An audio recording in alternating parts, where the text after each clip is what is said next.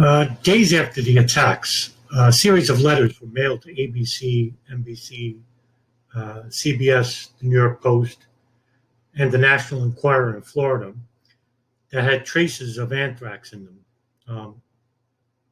Robert Stevens, who worked at the Enquirer, had died from the effects on October 5th, 2001, 4 days after being admitted to the hospital, complaining about wheezing, lesions on his legs and arms, in which the anthrax that was responsible, that was found in these letters, appeared to have a clumped brown granular material which looked like dog food.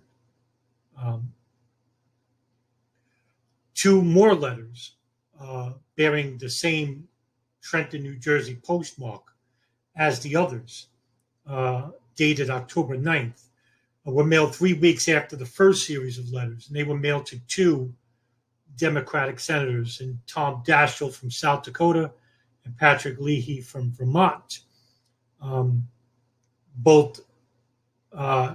Leahy was the Senate Majority Leader, and Leahy was head of the Senate Judiciary Committee.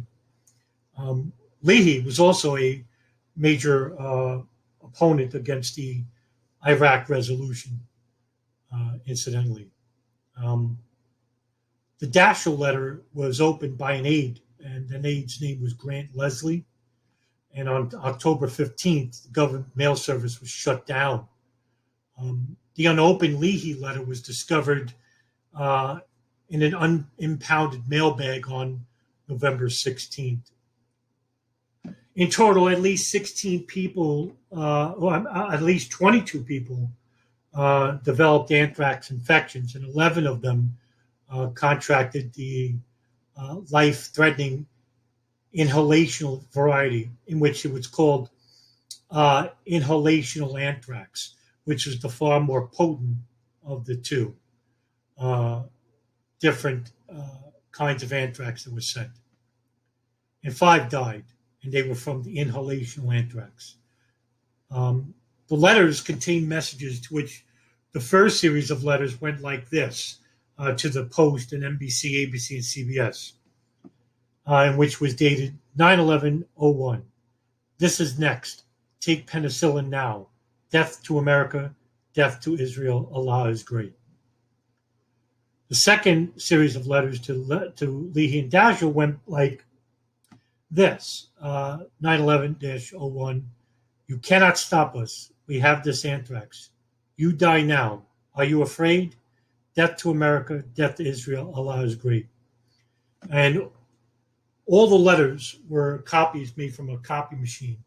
The originals were never found, and the return addresses were fictitious addresses. There was no return address.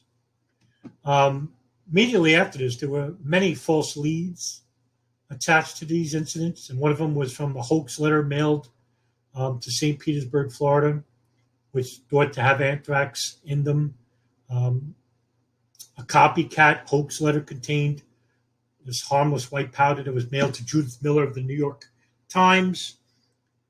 And almost on the day of the attacks, the anthrax attacks, the next day, FBI Director Robert Mueller had blamed Al-Qaeda for sending these letters with the anthrax material.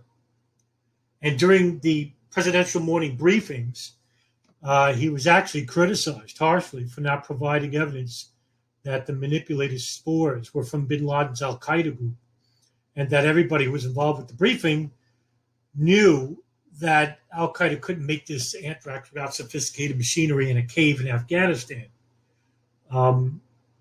But some media reports, anyway, blamed Iraq for the anthrax, and that included the Wall Street Journal and the British tabloid The Guardian, in which the story would break regarding Czechoslovakian counterintelligence service claiming that Mohammed Atta, who was a part of the September 11 hijackings and allegedly the pilot for American Airlines 11, which crashed into the North Tower, had met with Ahmed Samir Alani of Iraqi intelligence, and the meeting was at a console in a cafe in Prague, Alani was a council member of the Iraqi embassy. This would later be repeated by Vice President Dick Cheney in an interview with Meet the Press on December 9, 2001, in which he says, quote, "It's been pretty well confirmed that Atta did go to Prague, and he did meet with a senior official of the Iraqi intelligence service in the Czech Republic last April, 7 months before the attack," end quote. However, this meeting would later be confirmed as a false report, and that's coming from even high-level CIA officials, led by James Pavitt, the director of operations, in which he found no credible evidence for the meeting. However, that didn't suspend some officials of the 9/11 Commission, which they claimed that they could not absolutely rule out the possibility that Mohammed Atta was in Prague on April 9th, traveling under an alias. However, there was no reason for the meeting because it would pose a risk to the operation, in which all the 4 members of the pilot hijacking team already achieved their pilot's licenses. So this meeting would basically serve no purpose for the operation. Now, the source for this claim came from a contact within the Czech intelligence, which had within an operative inside the Iraqi embassy. This false information was used as a pretext to connect al-Qaeda with Iraq, and which led to the U.S. military invasion of the country.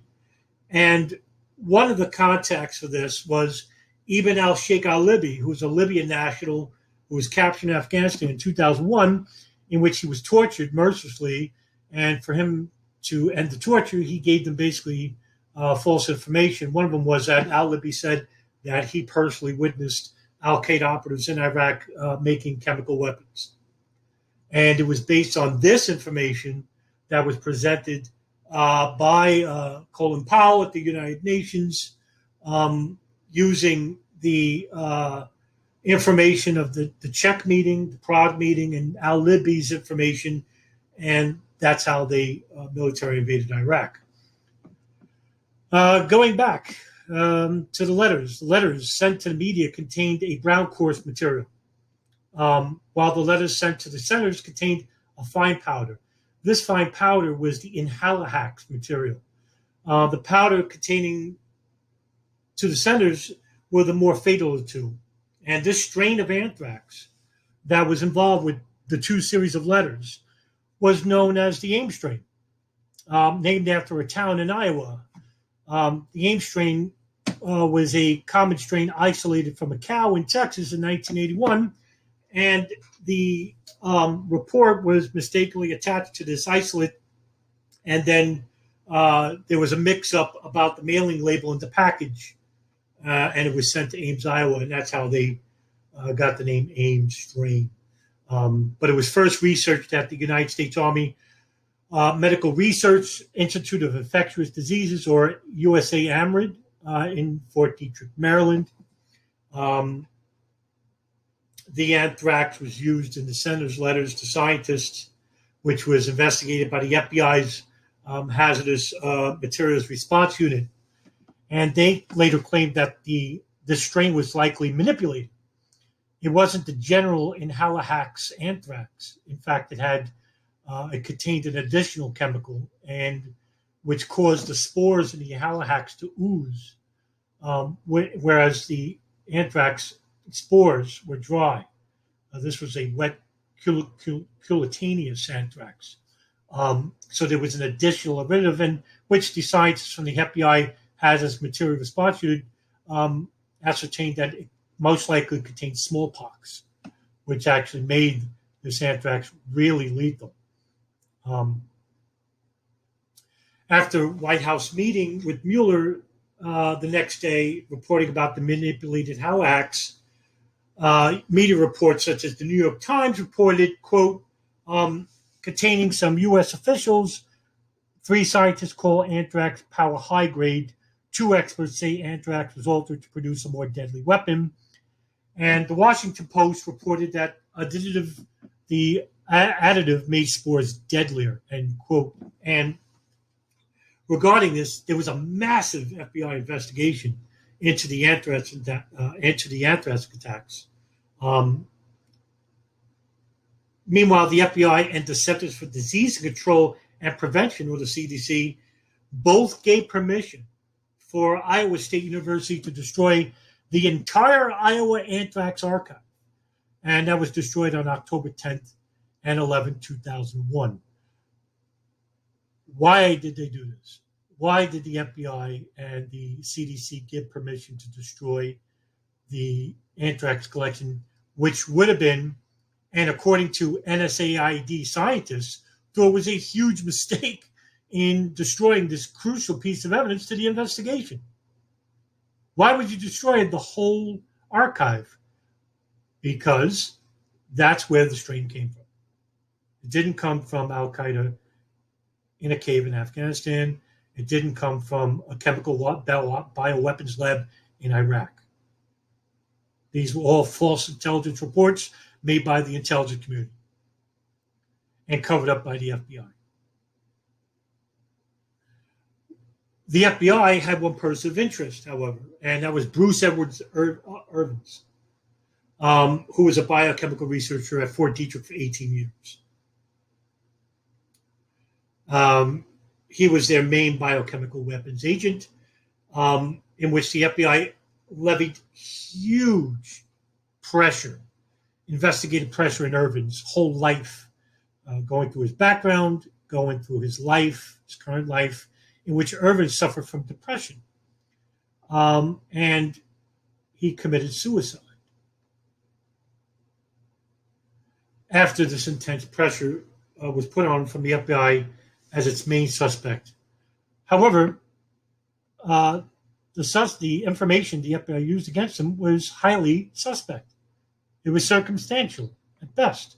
There was no evidence containing Bruce Irving's having any evidence manipulating these spores, which would have took some time to create, to manipulate the common spores of inhalahax anthrax. And so the FBI conducted this investigation in which the Senate Judiciary Committee closed the investigation and said that Irvings was primarily responsible. In fact, one of those people was Patrick Leahy. And another person was Tom Daschle. Incidentally enough, the very people who didn't want the invasion of Iraq basically claimed that Irvings was primarily responsible for manipulating the inhalahax anthrax spore.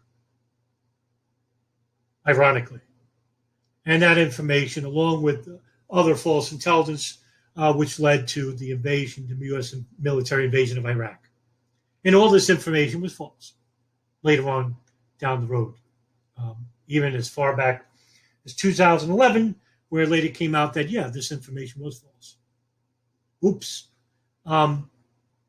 Over one point, approximately, it's stated through whatever report coming from the World Health Organization, Pentagon civilian casualty reports, or what have you, the dozens of reports that have come out over the years, basically differ about how many people were killed, but generally it's stated that well over 1 million people were killed in the Iraq conflict regarding 2003 and 2006.